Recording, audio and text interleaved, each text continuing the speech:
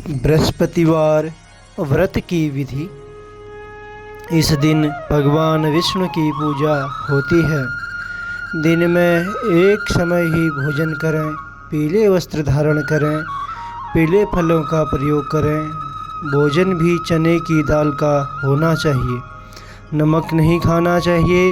पीले रंग का फूल, चने की दाल, पीले कपड़े तथा पीले चंदन से पूजन करनी चाहिए। पूजन के पश्चात कथा सुननी चाहिए।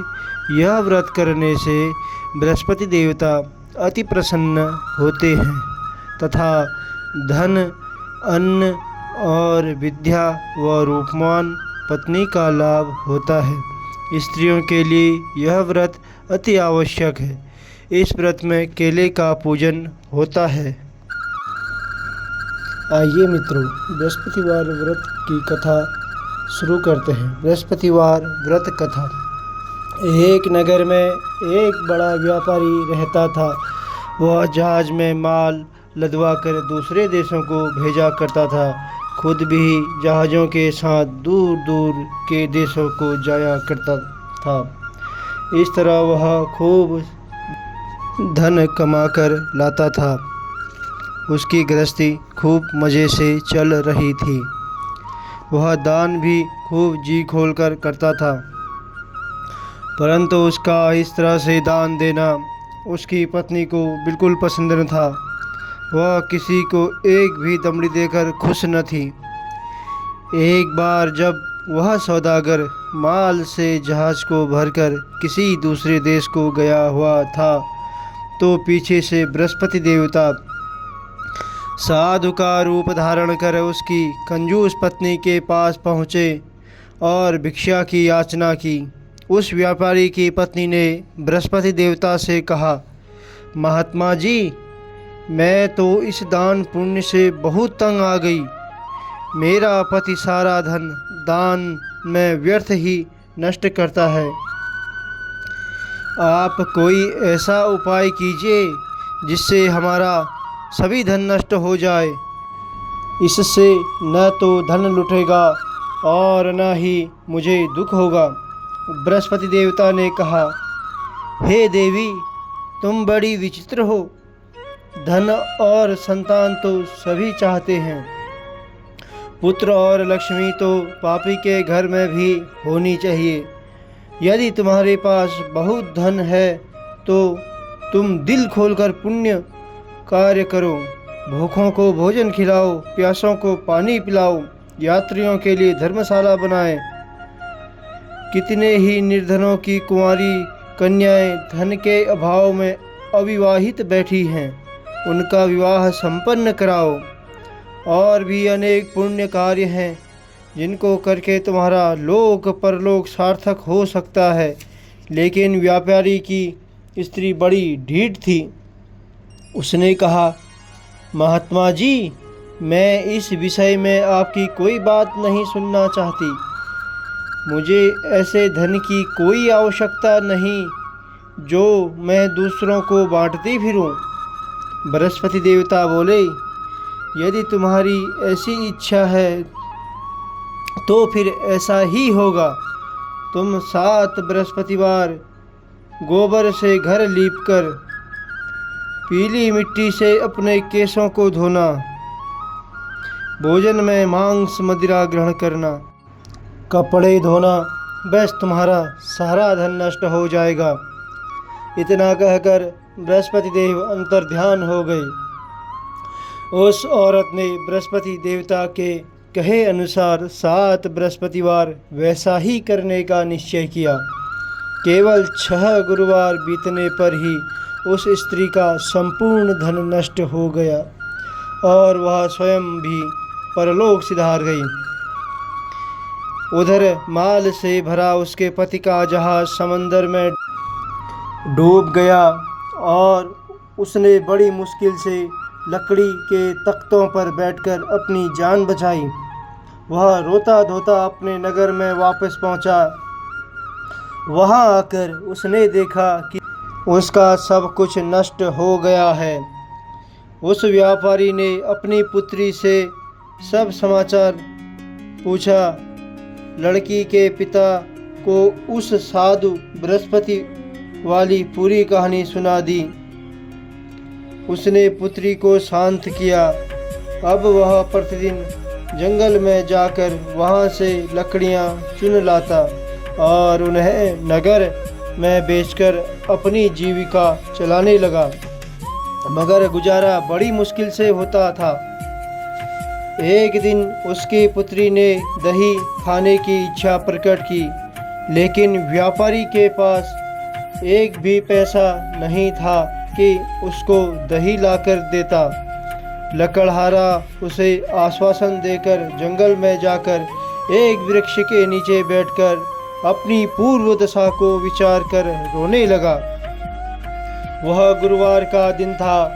बृहस्पति देवता उसकी यह अवस्था देखकर साधु का रूप धारण कर उस व्यापारी के पास आ पहुँचे और कहने लगे, लकड़हारे, तू इस जंगल में किस चिंता में बैठा है? व्यापारी ने उत्तर दिया, महाराज, आप सब कुछ जानने वाले हैं। इतना कहकर उसने आर्द्र कंठ और भीगी आंखों से बृहस्पति देवता को अपनी आप बीती सुना दी। बृहस्पति देवता ने कहा, भाई, तुम्हारी पत्नी ने गुरुवार के दिन भगवान का अपमान किया था, इसी कारण तुम्हारा यह हाल हुआ है। लेकिन अब तुम किसी प्रकार की चिंता न करो, भगवान तुम्हें पहले से भी अधिक धनवान करेंगे। तुम मेरे कहे अनुसार गुरुवार के दिन बृहस्पति का पाठ किया करो। 2 पैसे के चने और मुनक्का मंगवाकर जल के लोटे में थोड़ी सी शक्कर डालकर वह अमृत और प्रसाद परिवार के सब सदस्यों तथा कथा सुनने वालों में बांट दो और खुद भी अमृत पान किया करो तथा प्रसाद खाया करो, तो भगवान तुम्हारी सब मनोकामनाएं पूर्ण करेंगे। साधु को प्रसन्न देखकर उस व्यापारी ने कहा, महाराज, मुझे लकड़ियों में से तो इतना भी लाभ नहीं कि 2 पैसे की दही लाकर भी अपनी इकलौती कन्या को खिला सकूं। उसको मैं हर रोज झूठा आश्वासन देकर टालता हूँ। बृहस्पति देवता ने कहा, भक्तराज, तुम चिंता मत करो। आगामी गुरुवार के दिन तुम शहर में लकड़ियाँ बेचने के लिए जाना। तुमको उस दिन लकड़ियों के 4 पैसे अधिक मिलेंगे, जिसमें से तुम 2 पैसे का दही लाकर अपनी पुत्री को खिलाना और 2 पैसे का मुनक्का और चने लाकर गुरुवार देवता की कथा करना।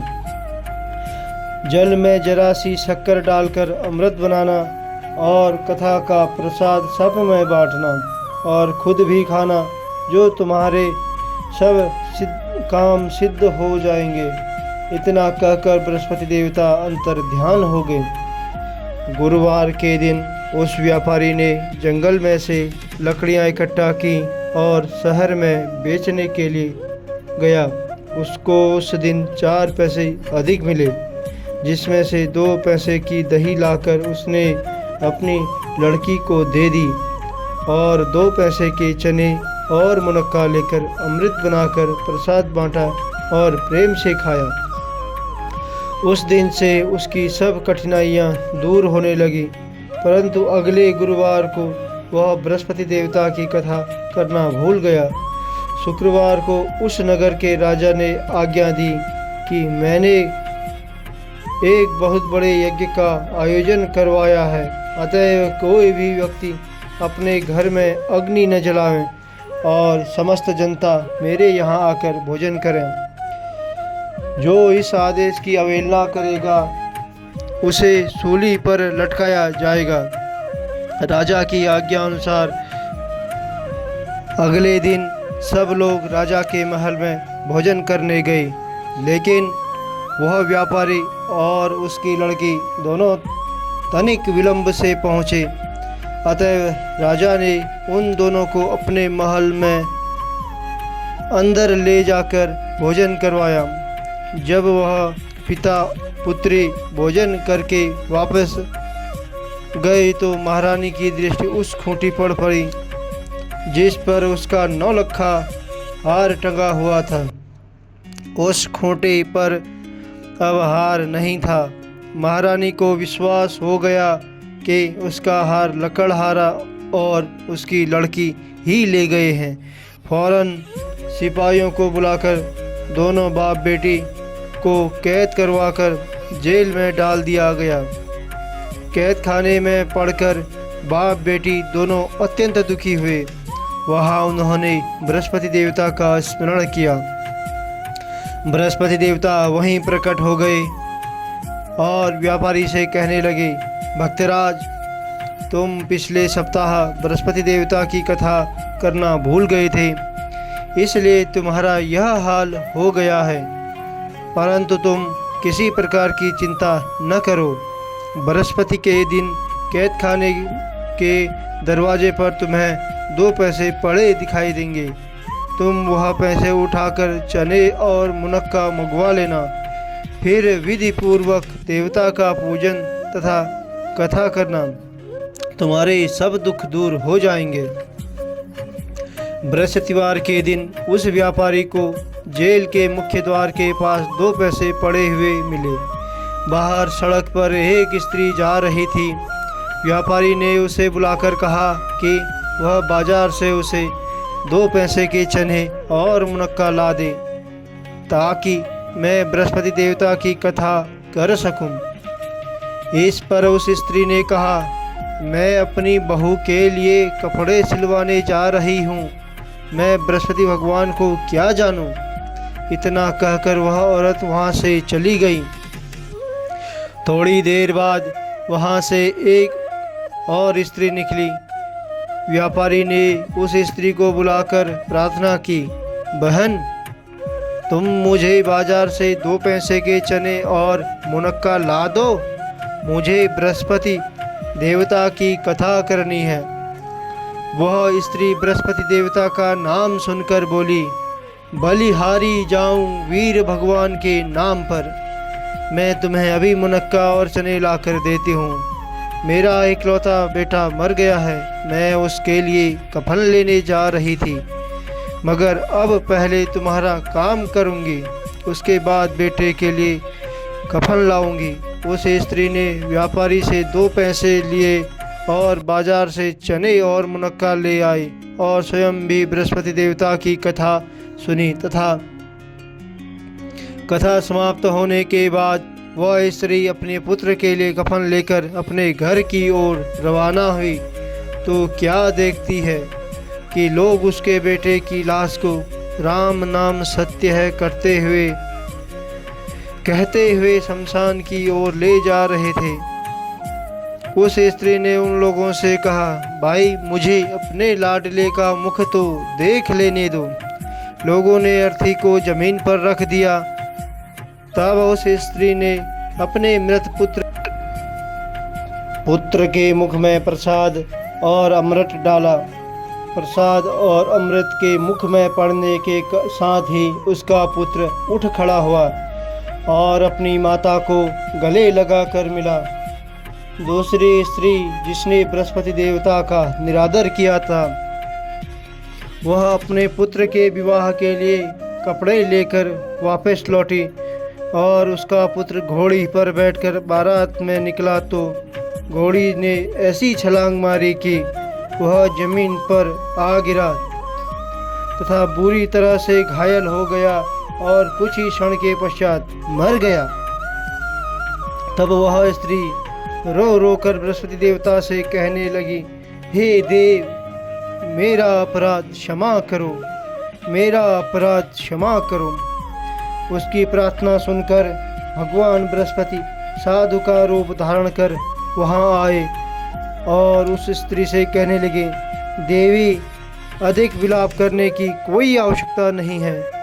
तुमने गुरुवार देवता का निरादर किया है तथा जिसका परिणाम तुम्हें मिला है। तुम जेल खाने जाकर भक्त से क्षमा याचना करो, उससे सब कुछ ठीक हो जाएगा। वह स्त्री फिर जेल खाने पहुंची और मुख्य द्वार के पास जाकर उस व्यापारी से हाथ जोड़कर कहने लगी, भक्तराज, मैंने तुम्हारा कहा नहीं माना, मुनक्का और चने लाकर तुम्हें नहीं दिए, इससे गुरुवार देवता मुझसे रुष्ट हो गए हैं, जिसके कारण मेरा इकलौता लड़का घोड़ी से गिरकर मर गया है। व्यापारी ने कहा, माता तू चिंता मत कर, गुरुवार देवता सब कल्याण करेंगे। तुम अगले गुरुवार को आकर बृहस्पति देवता की कथा सुनना। तब तक अपने पुत्र के शव को फूल, इत्र, घी आदि सुगंधित पदार्थों में रख दो। उस स्त्री ने ऐसा ही किया। बृहस्पति का दिन भी आ गया।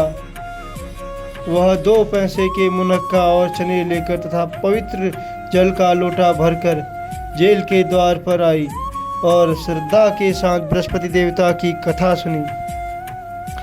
जब कथा समाप्त हुई तो अमृत व प्रसाद लाकर अपने मृत पुत्र के मुख में डाला। अचानक उसकी सांस आने लगी और वह उठकर खड़ा हो गया। पुत्र को लेकर वह महिला खुशी से अपने घर को रवाना हुई और बृहस्पति देवता के गुण गाने लगी। उसी दिन रात्रि में राजा को बृहस्पति देवता ने स्वप्न में दर्शन दिए और कहा, हे राजन, तूने जिस व्यापारी और उसकी पुत्री को जेल में बंद कर रखा है, वे दोनों निर्दोष हैं। अब दिन निकलने के साथ ही दोनों को जेल से रिहा कर दे। तेरी रानी का 9 लखा हार उसी खूंटी पर लटका है। दिन निकला तो रानी ने अपना हार खूंटी पर लटका देखा। राजा ने उस व्यापारी को जेल से रिहा कर अपने अपराध के लिए उससे क्षमा मांगी और उसको अपना आधा राज्य देकर तथा उसकी लड़की का उच्च कुल में विवाह कर दहेज में हीरे जवाहरात दिए। बृहस्पति देवता ऐसे ही हैं, जैसी जिसकी मनोकामना होती है वह पूर्ण करते हैं। इस व्रत के करने से व्यक्ति रोग मुक्त व निर्धन धनवान होता है, निपुत्र पुत्रवान होता है, यश व ऐश्वर्य की वृद्धि होती है, जीवन सुखमय होता है, मन की चिंताएं भी दूर होती हैं।